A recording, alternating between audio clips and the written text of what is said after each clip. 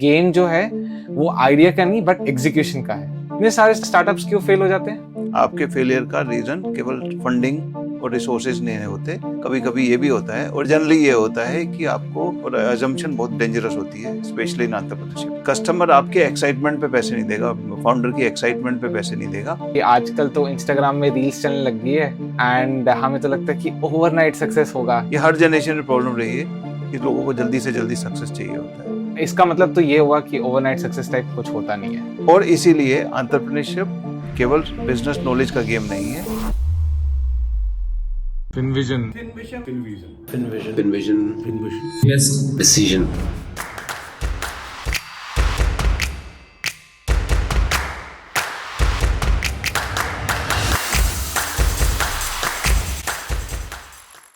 मैं सीरियसली सोच रहा हूँ जॉब छोड़ के अपना स्टार्टअप स्टार्ट करने का। तो ये कितने दिन से सोच रहे हो? बस ये तो प्लान काफी टाइम से चल ही रहा है एंड आजकल मैं काफी stories as well as blogs articles ये सब देख रहा हूँ रिगार्डिंग स्टार्टअप के फाउंडर्स ये सब के बारे में। ठीक है। सो मुझे ऐसा लगता है कि अपना कुछ बिल्ड करना चाहिए। बिल्ड करना चाहिए या फाउंडर बनना चाहिए? ये दोनों चीज अलग थोड़ा है। दोनों में बहुत अंतर है। बिल्ड करने में बहुत मेहनत लगती है और फाउंडर बनने में तो बस इंस्टाग्राम पे अपना बायो चेंज कर दो। ये तो पर्सनल अटैक ही हो गया दोबारा।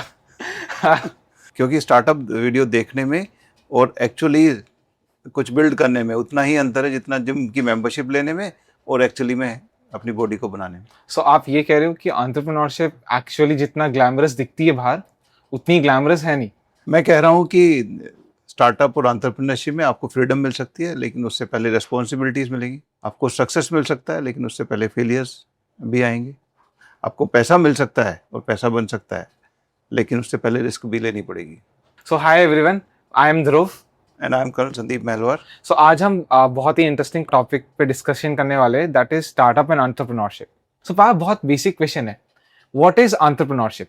एंटरप्रेन्योरशिप का मतलब होता है किसी भी पब्लिक की प्रॉब्लम को आइडेंटिफाई करना और उसका सॉल्यूशन प्रोवाइड करने को एंटरप्रेन्योरशिप कहते हैं। इसका मतलब बिजनेस स्टार्ट करना है, राइट? नहीं, बिजनेस स्टार्ट करना ही नहीं, कुछ वैल्यू क्रिएट करना मतलब। थोड़ा सिंपल करके बता सकते हो आप? ओके, तो आप जैसे रोजमर्रा की जिंदगी में रोज देखते हो कि भाई यार ये इतनी इस चीज़ में इतनी बड़ी प्रॉब्लम है।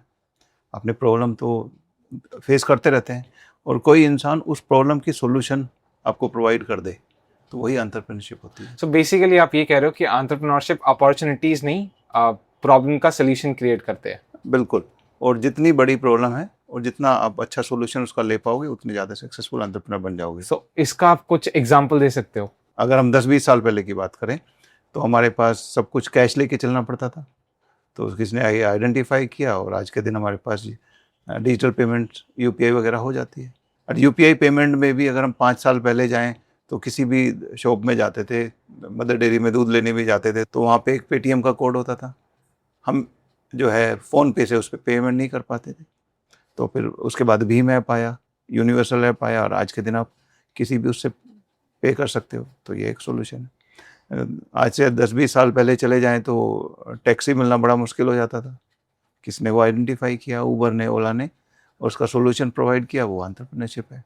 आज से 4-5 साल पहले अपने रेस्टोरेंट में जाके खाना खाना होता था या वहाँ से पैक करा के लेके आना पड़ता था। रात में चले जाओ तो मिलता भी नहीं था, तो आज के दिन ऑनलाइन खाना भी आ जाता है। तो ये सब एंटरप्रेन्योरशिप के एग्जाम्पल है। सो आपका मतलब ये है कि कोई भी सक्सेसफुल स्टार्टअप है उसके पीछे कोई ना कोई रियल प्रॉब्लम का सोल्यूशन जो वो है वो प्रोवाइड करवा रहे होंगे। बिल्कुल, और यहीं पे जनरली लोग गलती खा जाते हैं।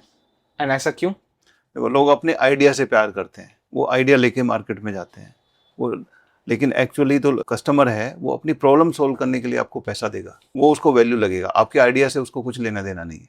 लेकिन लोग जनरली यही करते हैं कि अपना आइडिया लेके जाते हैं, उनको लगता है ब्रिलियंट आइडिया तो दूसरे भी उसको ब्रिलियंट समझेंगे।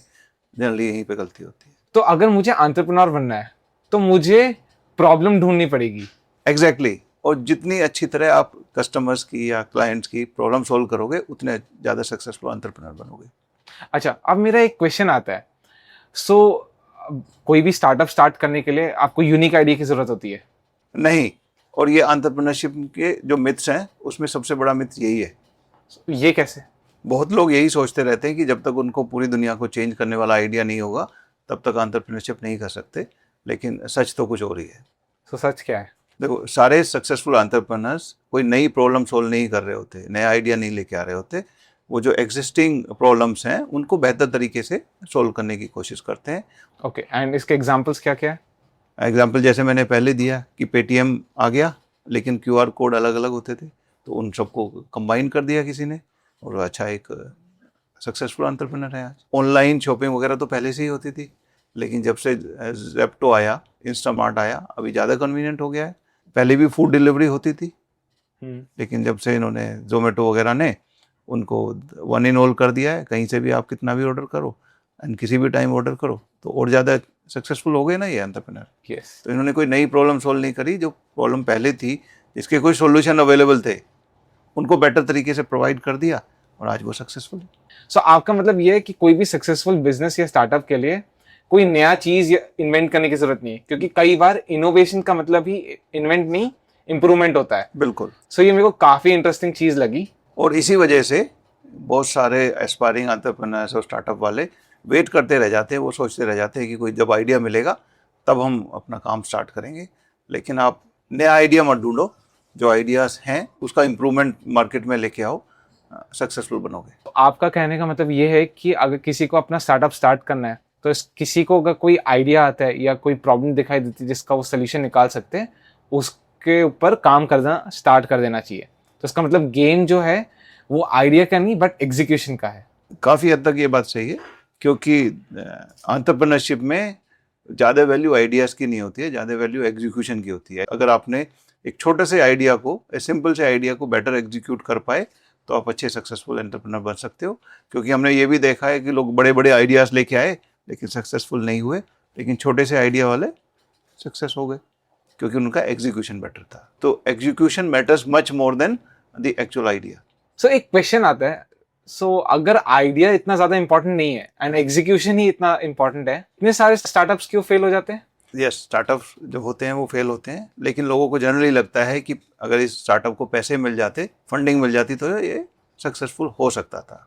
लेकिन सदा ही आपके फेलियर का रीज़न केवल फंडिंग और रिसोर्सेज नहीं होते, कभी कभी ये भी होता है, और जनरली ये होता है कि आपको आपका जो आइडिया है और उसका एग्जीक्यूशन है वो क्लाइंट को, कस्टमर्स को पसंद ही नहीं आया, वहाँ पे उसकी यूटिलिटी ही नहीं है। आपको तो लगता है लेकिन उनको लगता है उसकी ज़रूरत ही नहीं है, तो इसलिए भी फेल होते हैं। सो इसका मतलब ये है कि बेसिकली फाउंडर्स को या जो भी स्टार्टअप में लोग काम कर रहे हैं उनको उनका आइडिया बहुत अच्छा लगता है एंड लगता है कि वैल्यूएबल है, कस्टमर्स लेंगे, वो सब लेंगे, बट एक्चुअली मार्केट में उसका डिमांड नहीं है। यस, और यही सबसे बड़ी इशू होती है स्टार्टअप्स में, कि लोग एज्यूम कर लेते हैं चीज़ें, और अजम्पशन बहुत डेंजरस होती है, specially in entrepreneurship. So assumptions like कि आपको लग रहा है कि आपका आइडिया है, आपको तो वो पसंद है, और आपको लगता है कि इसकी सबको ज़रूरत है, लेकिन ज़रूरी नहीं है कि वो सबको ज़रूरत पड़े या उसको ज़रूरत महसूस करे। वो आपकी प्रॉब्लम हो सकती है जिसका आप सॉल्यूशन ढूंढ रहे हो, पब्लिक की प्रॉब्लम नहीं हो सकती। At the end of the day आपने तो कस्टमर्स ढूंढने हैं, कस्टमर्स को आपका आइडिया पसंद आना चाहिए। मैं आपको एक एग्जांपल देता हूँ। जब मैं IIM अहमदाबाद में था, काफ़ी बड़ा कैंपस था, इधर से उधर ट्रांजिट करने में टाइम लगता था, एफर्ट लगता था। तो हमने सोचा कि भाई एक साइकिल लेके आते हैं और जिसमें एक ऐप दे देते हैं, QR कोड को स्कैन करेगा और साइकिल लेके चला जाएगा, अनलॉक हो जाएगा, और जितना देर या जितना दूर यूज़ किया उतना उसका पेमेंट करना पड़ेगा। बहुत अच्छा आइडिया था। हम सब कोलीग जो है, क्लासमेट्स सारे यूज़ करते थे उसे, 2-4 और भी यूज़ करने लगे। तो हमें लगा ये तो आइडिया पूरा सब जगह सक्सेस हो जाएगा, लेकिन बाहर जाके देखा कि उसमें लोगों को आइडिया पसंद नहीं आया। वो आइडिया नोबल था कि भाई चलो एनवायरनमेंट भी बचेगा और आपका टाइम भी बचेगा, एफर्ट भी बचेगी और फ्यूल भी बचेगा और हेल्थ भी अच्छी होगी, लेकिन सबको तो पसंद नहीं आया। तो हम अपना आइडिया लेके घुसे हुए थे और पब्लिक का आइडिया तो नहीं था वो। तो आपने तो पब्लिक की प्रॉब्लम सॉल्व करनी है ना, गॉट इट। जनता ही तो आपको पैसा देगी। अगर उसको वो आइडिया ही पसंद नहीं है, और या जिसको आप प्रॉब्लम सोच रहे हो उसको वो प्रॉब्लम ही नहीं सोच रहे, तो कैसे चलेगा? सो अगर कस्टमर उस प्रॉब्लम को इम्पोर्टेंट नहीं समझते, तो चाहे कितना ही इंप्रेसिव प्रॉब्लम हो, वो हमेशा बिजनेस फेल ही होगा। बिल्कुल, कस्टमर आपके एक्साइटमेंट पे पैसे नहीं देगा, फाउंडर की एक्साइटमेंट पे पैसे नहीं देगा। वो अपनी जो उसको प्रॉब्लम लग रही है और उसका आप सोल्यूशन प्रोवाइड कर रहे हो, उसको वो हंसते खेलते लेगा और उसको एक्सेप्ट करेगा और आपको पैसे देगा। उसको, कस्टमर को उसमें वैल्यू दिखनी चाहिए। आप वैल्यू डिलीवर कर रहे हो, डजंट मीन कि कस्टमर को उसमें वैल्यू दिख रही है। सो जब एक्चुअल एक्सपेक्टेशन कस्टमर के एक्सपेक्टेशन से अलग निकलता है, तभी आपको रियलिटी चेक मिलती है। बिल्कुल, कस्टमर आप आपके मन में वैल्यू है, कस्टमर के वैल्यू मन में वैल्यू आनी चाहिए, उसको वैल्यू दिखनी चाहिए, तभी वो आपको पे करेगा। सो आपका मतलब है कि स्टार्टअप स्टार्ट करने से पहले कस्टमर से बात करनी चाहिए? बात ही नहीं करनी चाहिए, बहुत सारी बातें करनी चाहिए, उसके साथ उसका प्रॉब्लम को एक्चुअली समझना चाहिए, हर एंगल को, हर पर्सपेक्टिव जो आप सोल्व करना चाह रहे हो, जो प्रॉब्लम है उसको समझना चाहिए, क्योंकि सॉल्यूशन तो तभी अच्छा निकलेगा ना जब उसके डीपली उस प्रॉब्लम के अंदर जाओगे, तभी सॉल्यूशन अच्छा बनेगा। सो अगर सोल्यूशन कितना ही अच्छा हो लेकिन कस्टमर के लिए वो रिक्वायरमेंट नहीं है, तो बिजनेस बिल्ड करना हमेशा ही मुश्किल होगा। बिल्कुल। इसके साथ साथ एक और प्रॉब्लम होती है जो स्टार्टअप्स और एंटरप्रेन्योरशिप में फेल होने की, वो होता है जल्दी गिव अप करना, कि लोग अच्छे रास्ते पे निकले होते हैं, अच्छा सॉल्यूशन प्रोवाइड कर रहे होते हैं, लेकिन वो बहुत जल्दी गिव अप कर देते हैं। सो ये तो मुझे लगता है कि काफ़ी सारे young generation as well as कुछ लोगों की प्रॉब्लम है, क्योंकि आजकल तो इंस्टाग्राम में रील्स चलने लग गई है एंड हमें तो लगता है कि ओवरनाइट सक्सेस होगा या कुछ ना कुछ होगा। बिल्कुल। ये जेन की तो प्रॉब्लम है ही है, लेकिन उसे ऐसा नहीं है कि जो उससे सीनियर लोग हैं, बड़े लोग हैं, उनकी प्रॉब्लम नहीं है। ये हर जनरेशन में प्रॉब्लम रही है कि लोगों को जल्दी से जल्दी सक्सेस चाहिए होता है, और आजकल क्योंकि सोशल मीडिया आ गया है और उधर जेप्टो वगैरह 5-5 मिनट में डिलीवरी कर लगते हैं, सोशल मीडिया पे 30 सेकंड की रील में सक्सेस आइडिया एग्जीक्यूट भी कर देते हैं।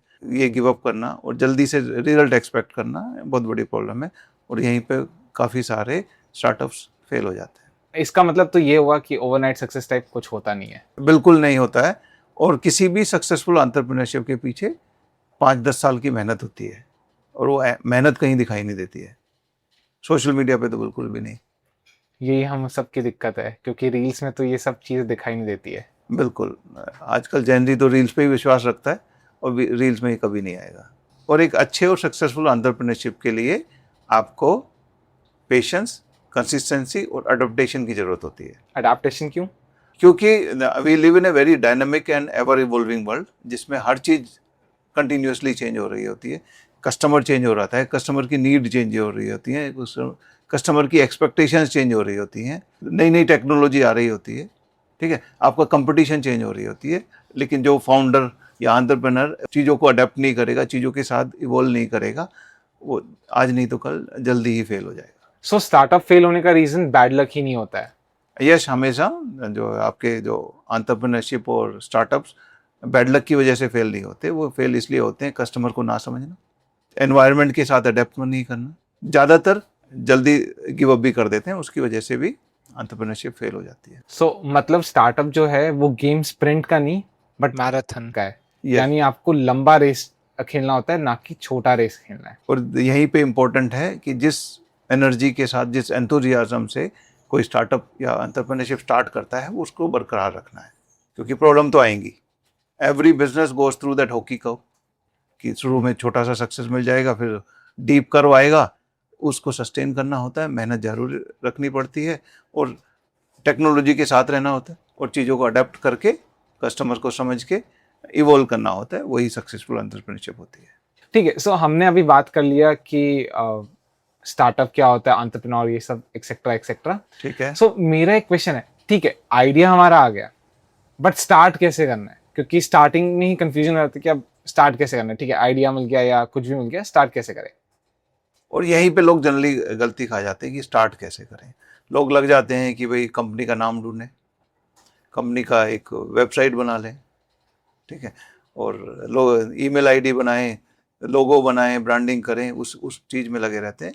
लेकिन आपकी ज़्यादातर एनर्जी और शुरुआत में एफर्ट जानी चाहिए, कस्टमर को समझना है, कस्टमर की प्रॉब्लम को समझना है, प्रॉब्लम में डीप जाना है, और उसका एक सिंपल सा सॉल्यूशन प्रोवाइड करना है। उस पर ध्यान देने में सक्सेस ज़्यादा मिलेगा। लोगो बनाना, वेबसाइट बनाना और अपना सोशल मीडिया हैंडल बनाना, वो सेकेंडरी आता है। इसका मतलब स्टार्टअप के जो फाउंडर्स होते हैं वो जनरली अपना टाइम ऐसी चीज़ों पे लगाते हैं जो बिल्कुल ही इररिलेवेंट या लेस इंपॉर्टेंट है, क्योंकि वो कस्टमर्स पे इतना ज़्यादा टाइम स्पेंड नहीं कर रहे होते हैं। यस, और यहीं पे मैं बोलते रहता हूँ कि आपने कस्टमर की प्रॉब्लम को आइडेंटिफाई करना है, कस्टमर के साथ टाइम बिताना है, क्योंकि अगर आपके पास कस्टमर है तो बाकी चीज़ें आ जाएंगी। लेकिन ऐसा कहीं नहीं है कि आप अपना वेबसाइट लेके गए, ब्रांडिंग लेके गए कस्टमर के साथ, तो कस्टमर आपके साथ जुड़ जाएगा, वो ज़रूरी नहीं है। लेकिन अगर आपके पास कस्टमर है और कस्टमर आ रहे हैं, आपकी ब्रांड भी बन जाएगी, लोगो भी बन जाएगा, वेबसाइट भी बन जाएगी, सोशल मीडिया हैंडल भी अच्छी तरह चलेगा।